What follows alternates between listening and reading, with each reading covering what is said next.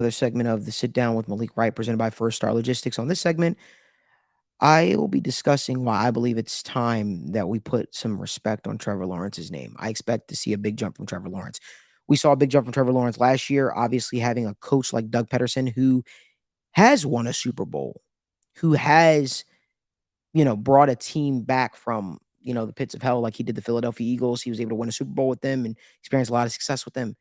I think Doug Peterson does the exact same thing for Trevor Lawrence. No, I'm not saying the Jacksonville Jaguars will win the Super Bowl this year. No, I'm not saying the Jacksonville Jaguars will even, um, you know, make it to the AFC Championship. But I do think the Jacksonville Jaguars will continue to take strides as a football team because I do believe in Trevor Lawrence. It's funny. Last year around, probably not around this time, but a few weeks, a little later, but we'll say it was in September, I said I was very hard on Trevor Lawrence. I said, hey, I need to see more out of Trevor Lawrence. He does not look like the guy that was drafted with the first overall pick. I need to see him make strides. And slowly but surely, I started to see him make those strides. And Trevor Lawrence shocked me in a big, big way um, this past football season. And I think Trevor Lawrence does the exact same thing this year. They might have lost in the playoffs to the Kansas City Chiefs, right? But I think that we see them take strides a lot like they did against the Chargers. It's funny enough. I'm gonna go out on a limb. I'm gonna say this, guys. Just my honest opinion. I think Trevor Lawrence might be better than Justin Herbert. I think he might be. I know that might be a hot take. I know some people might not like that because that might be seen as, just egregious, but I think he might be. I think that guy has all the tools. He reads the field so well. He also has the ability to extend plays out of the pocket. He also has the ability to use his legs to create plays. And I'll hold off on officially standing by that. But I think this year the gap between those two, if there ever even was a gap, is probably going to close significantly. I think Trevor Lawrence is going to continue to make strides under Doug Peterson's offense, and I think with the addition of Calvin Ridley, keeping Evan Ingram in the fold, and then Christian Kirk and all the different talents that they have over there in Jacksonville, I think we could really see this Jacksonville offense really, really take a huge step. And I think they're going to be a hard team to stop offensively. Danny, what are your thoughts? So the Herbert, Trevor Lawrence thing, I think that's a fascinating thing.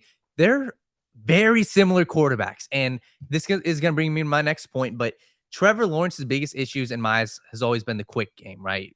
Getting in a rhythm, even sometimes on the goal line, right? We saw him last year make a couple boneheaded interceptions in the London game to where it's very reminiscent to what Justin Herbert does sometimes too. Justin Herbert makes boneheaded decisions. Very similar quarterbacks. And I agree. I think that people are going to take this and say, oh, well, how are they similar? You're going to see after the numbers Trevor Lawrence puts up this year. So my next point is people have to understand when you're evaluating quarterbacks, take the situation into effect because there is no true, all right, this dude is just talented and he's going to be a superstar. That's very rare. That's like the Joe Burrow-esque players. But even like guys like Tom Brady, they had help. Patrick Mahomes, they had help developing. Trevor Lawrence needed development.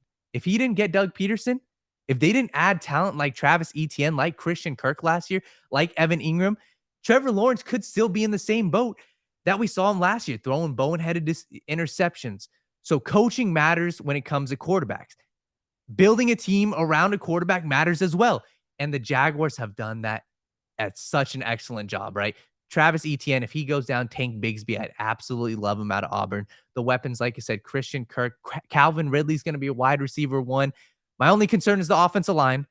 But when you surround a quarterback like Trevor Lawrence with weapons, with a head coach who's done it before, with an easy schedule, with an easy division, you're handing this guy a silver platter to say, hey, this is the confidence you need for the rest of your career. Because we see quarterbacks that get beaten down time and time again, like a Sam Darnold.